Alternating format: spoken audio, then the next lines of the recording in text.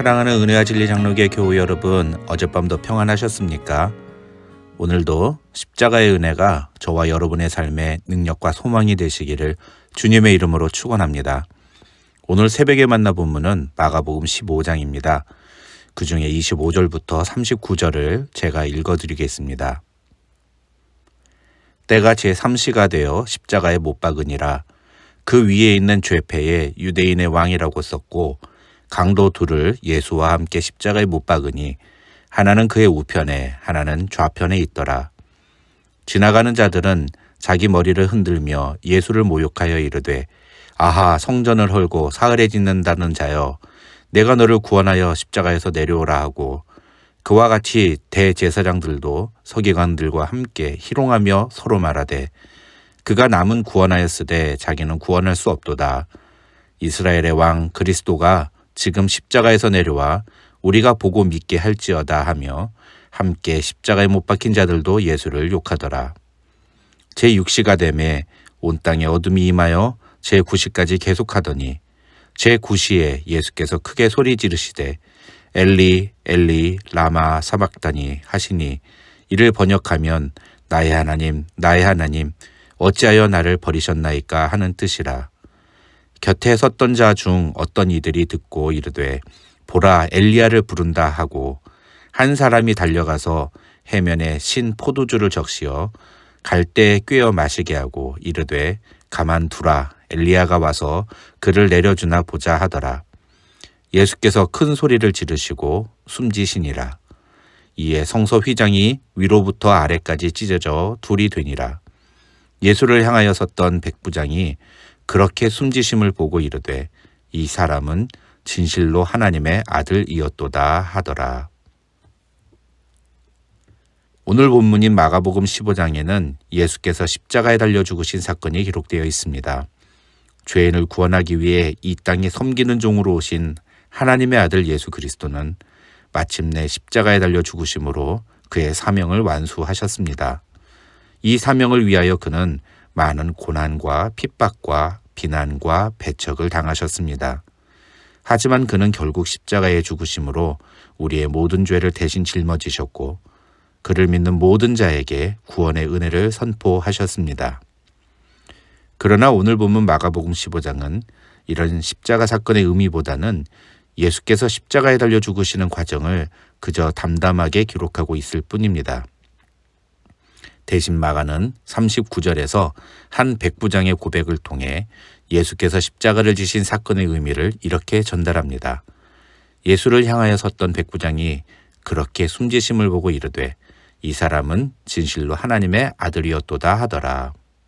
공생의 기간 동안 예수님은 수많은 기적과 표적으로 자신이 하나님의 아들이심을 증명하셨지만 그 기적과 표적을 직접 눈으로 보고 몸으로 체험했던 제자들은 예수가 하나님의 아들이라는 사실을 깨닫지 못했고, 예수님은 이런 제자들의 모습에 여러 차례나 실망하시며 책망하셨습니다. 그러나 이제 그분이 십자가 위에서 죽으심으로 말미암아 사람들은 예수가 하나님의 아들이심을 알게 되었습니다. 한 전승에 의하면 십자가 위에서 죽으신 예수님을 하나님의 아들이라고 고백했던 이 백부장은 후에 예수를 믿고 복음을 전파하다가 갑바도기아에서 순교하였다고 합니다. 오늘 본문에서 제가 발견한 사실 중에 하나는 사람들이 예수 그리스도를 부르는 호칭이 십자가 사건 전과 후가 달라졌다는 것입니다. 1절부터 32절까지 기록된 내용을 보면 사람들은 예수님을 유대인의 왕이라고 부릅니다. 먼저 2절을 보시면 빌라도는 예수님께 내가 유대인의 왕이냐고 묻습니다.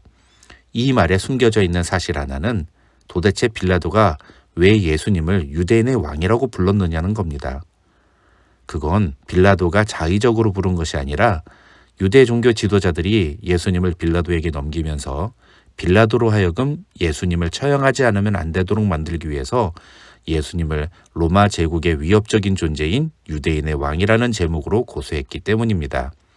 누가복음 23장 2절을 보시면 유대 종교 지도자들은 빌라도에게 우리가 이 사람을 보매 우리 백성을 미혹하고 가이사에게 세금 바치는 것을 금하며 자칭 왕 그리스도라 하더이다 라고 고발합니다. 그러나 10절을 보시면 빌라도는 예수님이 지금 당하고 있는 상황은 대제사장들의 시기심 때문이라고 생각합니다. 그래서 계속해서 예수님을 풀어주려고 노력합니다. 4절에서도 빌라도는 계속해서 예수님에게 자신을 변호할 기회를 줍니다. 그런데 예수님은 아무 대답도 하지 않으십니다. 빌라도는 이런 예수님의 모습을 놀랍게 여깁니다. 자기가 보기에 예수님은 분명히 대제사장들의 시기심에 의해 억울한 상황에 놓여 있는 건데, 자기가 그런 예수님을 도와서 예수님을 풀어주고 싶었는데, 그런 자신의 호의를 모르고 예수님이 계속 침묵하시는 모습이 이상했던 것입니다. 그래서 누가복음 23장을 보시면 빌라도는 마침 당시 예루살렘에 와 있던 진짜 갈릴리의 분봉왕 헤롯에게 예수님을 다시 보내서 재신문을 요구하기도 하고, 또 오늘 본문 9절을 보시면 빌라도는 다시 한번 유대인들에게 너희는 내가 유대인의 왕을 너희에게 놓아주기를 원하느냐고 묻기도 합니다. 너희는 내가 유대인의 왕을 처벌하기를 원하느냐가 아니라 놓아주기를 원하느냐고 묻는 것은 그만큼 빌라도가 예수님을 풀어주고 싶은 마음이 더 많았다는 사실을 보여주는 것이라고 할 수 있습니다. 그런데 이런 빌라도의 마음과 달리 대제사장들에 의해 동원된 무리들은 예수님을 죽이라고 소리칩니다.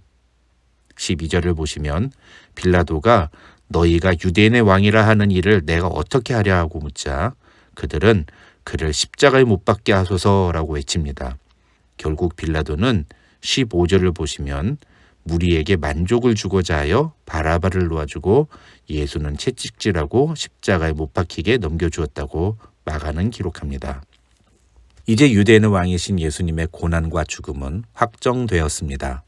17절부터 19절을 보시면 사람들은 유대인의 왕인 예수님을 조롱하며 모욕합니다.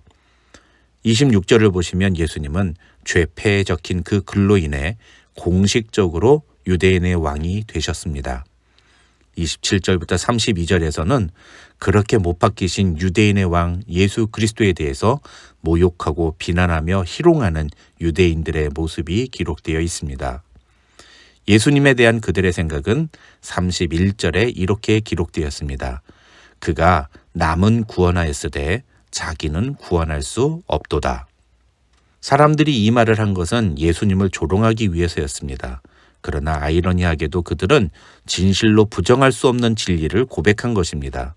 즉 예수 그리스도는 우리를 구원하기 위해 죽임을 당하셨다는 사실입니다. 이것을 통해 그들은 성경에 그렇게 예언되었던 메시아의 모습이 바로 십자가에 달리신 예수 그리스도를 가리킨다는 것을 깨달았어야 했습니다. 그러나 그들의 눈과 귀가 가리어져 그들은 그것을 보고도 깨닫지 못했던 것입니다. 그런데 그렇게 예수께서 십자가 위에서 죽으신 그 순간 앞서 말씀드린 바와 같이 처음부터 끝까지 예수님을 지켜본 백부장은 그제서야 이 사람은 진실로 하나님의 아들이었도다라고 고백하는 일이 벌어집니다. 어떤 학자들은 누가복음 23장에서는 이 백부장이 예수님을 이 사람은 진실로 의인이었다고 고백하고 있는 것을 근거로 이 백부장의 고백은 예수님을 진짜로 하나님의 아들이라고 고백한 것이 아니라 신의 아들, 즉 당시에 무언가 보통 사람들과는 다른 특별한 존재를 가리킬 때 쓰는 단어로 예수님을 존중하고 인정한 것이라고 해석하기도 합니다. 그러나 아까 말씀드린 것처럼 후에 이 사람이 예수님을 믿고 복음을 전하다가 순교까지 당했다고 하는 전승이 있는 것으로 봐서 이 백부장의 고백을 신실한 믿음의 고백으로 보아도 크게 무리는 없다고 할 수 있습니다.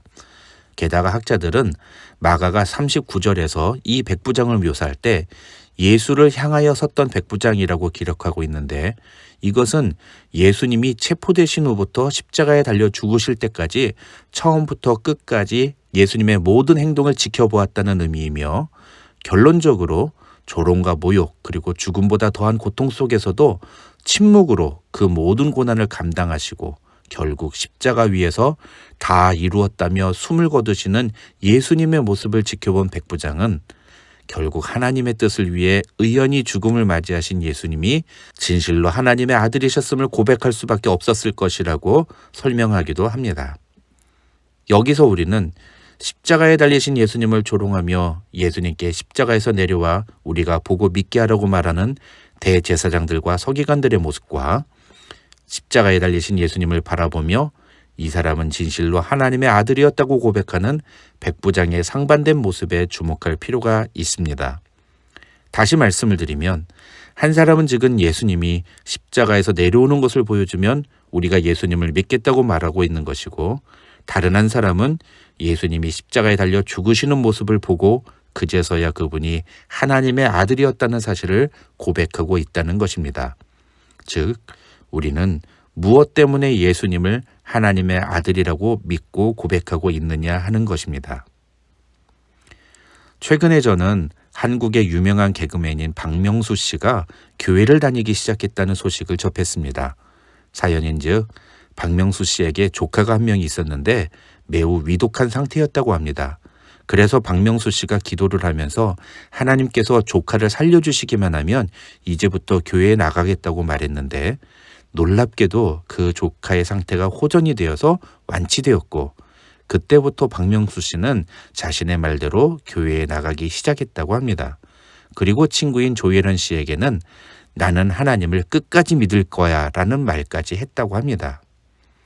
박명수 씨와 같이 하나님이 자신의 삶에 놀라운 기적을 행해 주시고 기도에 응답해 주시는 그런 은혜를 통해서 예수님을 만나게 되는 사람들이 더러 있습니다. 그러나 그런 분들은 하나님이 자신의 기도에 응답하지 않고 그래서 자신이 절대로 원하지 않았던 결과에 맞닿는 일을 경험하면 오히려 하나님의 사랑을 의심하고 하나님에게서 멀어지는 경우가 많습니다. 예수님이 우리에게 무언가를 해주셔야만 그분을 믿을 수 있다고 한다면 그것은 오늘 본문에 나오는 대제사장들과 서기관들의 모습이랑 다를 바 없는 모습이라고 할 수 있습니다. 진정한 믿음은 예수 그리스도께서 나의 죄를 대신해 십자가에 달려 죽으셨음을 믿는 것입니다.